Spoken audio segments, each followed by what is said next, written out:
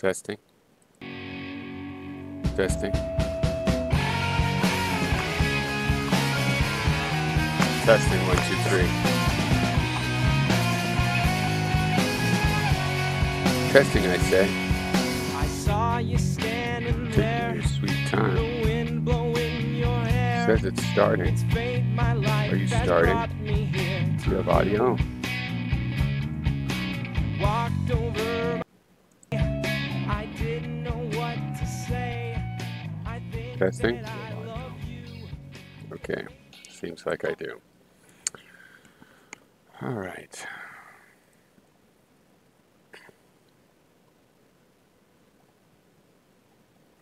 So yeah, it's starting soon.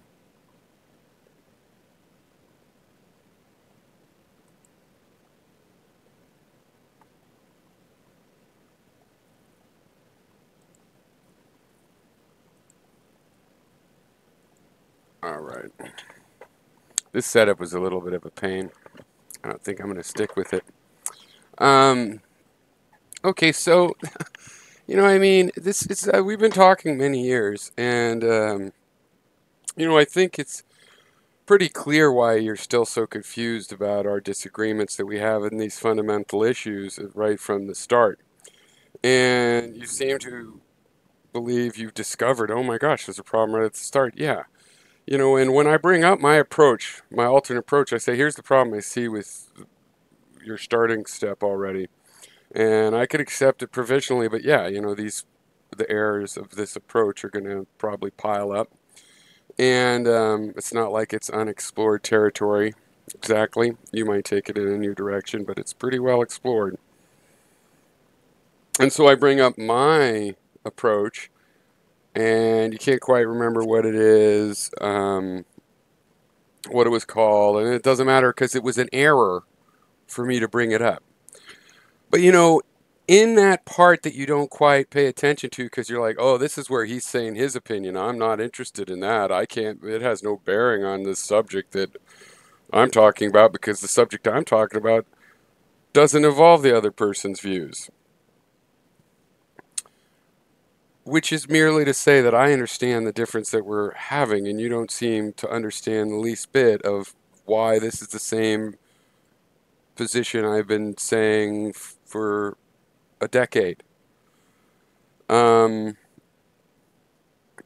so you should probably try to pay attention to this alternate way, because you're trying to claim that if I don't agree to something, and it's not clear what you want me to agree to, right?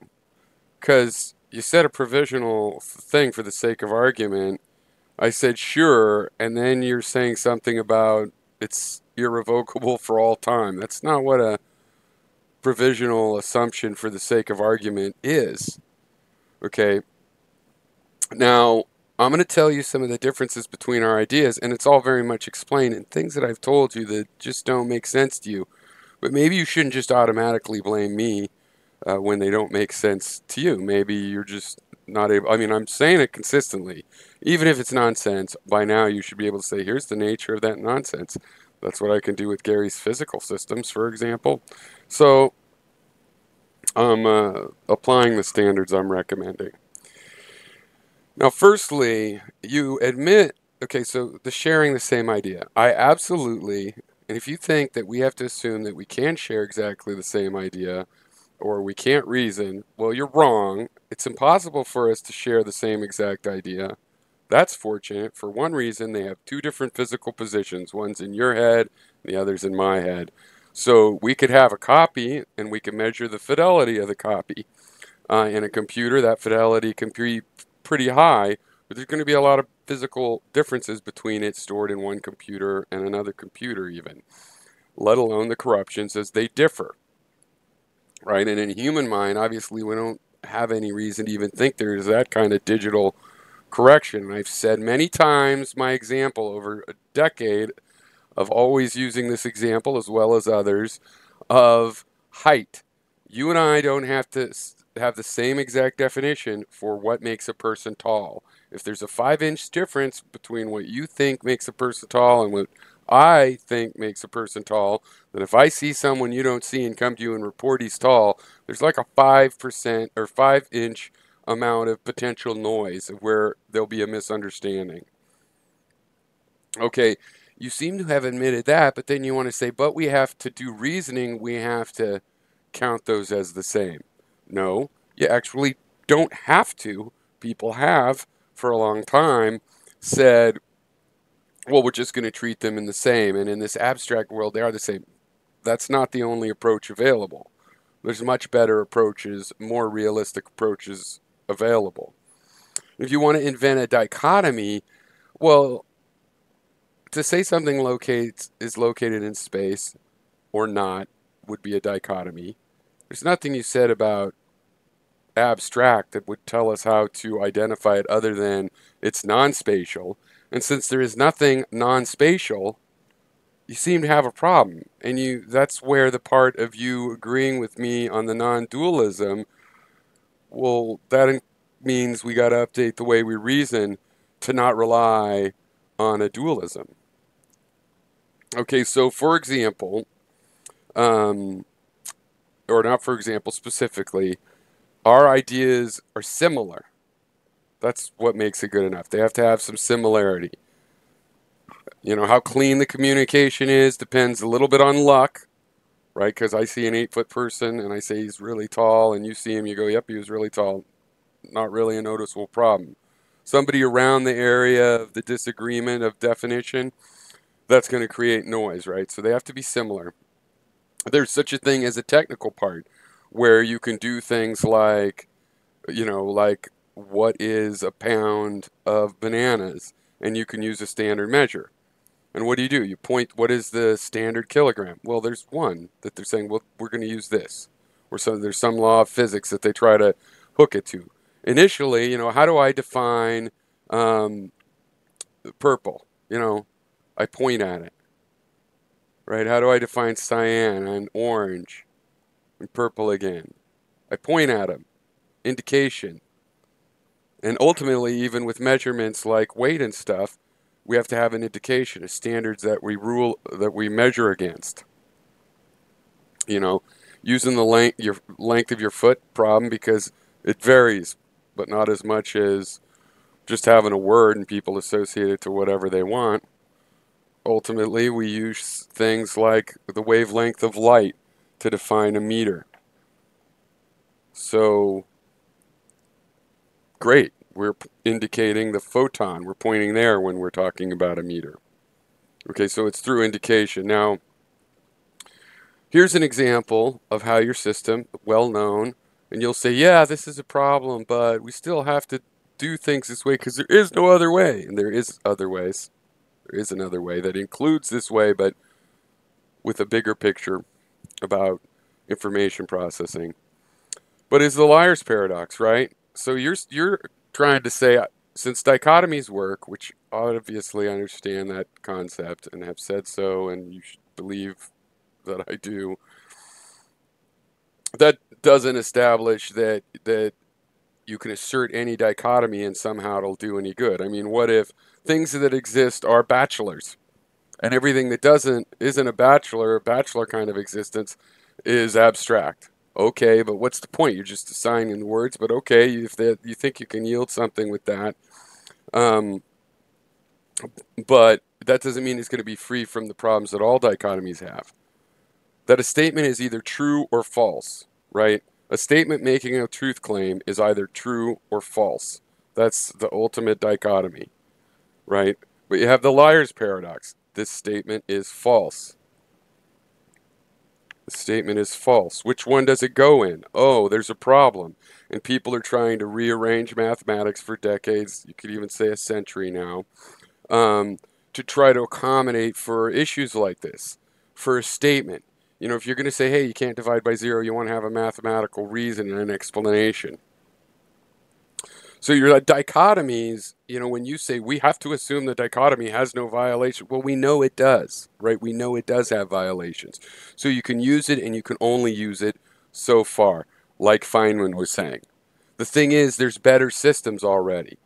So if you want to say, well, I'm just at the point where I can use this kind of reasoning where I treat abstractions as metaphysical concepts, but I don't believe that they really are metaphysical concepts, but it's an as-if story so that we can do reasoning. Fine, you want to get off on the same foot where we're going to start agreeing. The problem with your dichotomy is that there is nothing non-physical. So sure, things that exist have a physical location. To me, that's a theory. It's not the primary thing because to me, it exists as soon as it's data. Saying it has a physical location is interesting, but technically they all have a physical location, and you really want to say as what? A unicorn has a physical location as an idea or in a picture, in a representation. It doesn't have it as an extension of itself. It's representational. And you seem to miss as well the definition of abstraction is information about information. That's why I say the film strip starts as an abstraction, because it's already information about information. Right? So I absolutely say abstractions do exist. They exist in the physical location definition. So you wouldn't call them abstractions, right? And if you would, then it's not a dichotomy either. Like you said really clearly, it has to be clear one or the other. There can't be any cases that don't go in one or the other. There can't be any cases that go in both. And there can't be any cases that don't go in either. So I don't think your definition is required to reason. You're welcome to think so, but that's just because you'd rather do that than figure out the other person's opinion. It has nothing to do. It's an error to bring up somebody else's position. Well, I'm not saying it's an error always, just right now. No, always when we talk, you do the same thing right from the start.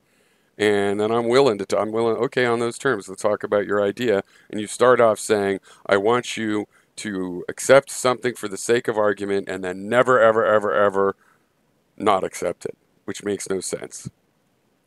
So we do reason. It doesn't require separate existences of our ideas. Okay. Now I wanted to say about the two definitions. Okay, I'll go in the opposite order. First of all, consciousness. My definition of consciousness, which I've also said, and the reason I keep pointing that out is because one of the things you try to mock is I don't pay attention, but I know more about your ideas and Gary's ideas and so on than you guys ever seem to be able to comprehend. You don't notice things I have said, and it's just, because you're like, oh, he's talking about his ideas now. That's not on point. That's not what's on point is things that directly relate to my idea. Well, my idea is relating to your idea through why your idea is insufficient to give an irrevocable agreement to temporarily for all time. Consciousness is the film strip phenomena, right? It's tied to that. So a conscious being is a being that's having the film strip experience. So with my definition of life, yeah, you're right. Virus, seeds, all of those do not they do not satisfy that. I also agree there's a way to go for or the potential. It's what's the word? Viable. I'm more inclined to think, well, viable to become alive, as you said, all organic molecules could be involved in life or whatever. So that I'm really rather would say that's a separate thing that isn't alive.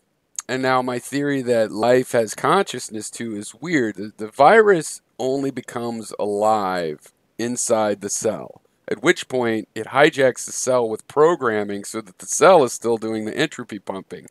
Would that have a consciousness? I don't know. No theory about that. If it did have one, is it a subconscious thing that's in there on its own, isolated, or is it taking part in the cellular stream of thought? Of course it's fair to call it a stream of thought because, when an amoeba surrounds a paramecium and at a certain point the paramecium realizes it's trapped, you can tell it realizes it's trapped and it's fucked and it goes panic berserk. And you might say, oh, well, that's just stimulus response. But people that believe in determinism also believe humans' response. So if a human got trapped and reacted and that's the moment they realized it, it would be the same exact thing. But anyway, in my theory, where there is this these impressions, um, the cell has things in it like mitochondria, I think, that were viruses, or not, if not viruses, were bacteria or whatever outside life forms that invaded. And so who knows how that would all work out. But the definition of conscious is the paramecium conscious means it has a little film strip, like it smells, or it has, you know, emotions related to survival response and things like that. And I believe it and we are response machines, and the way we respond is through emotional computations. So there's that.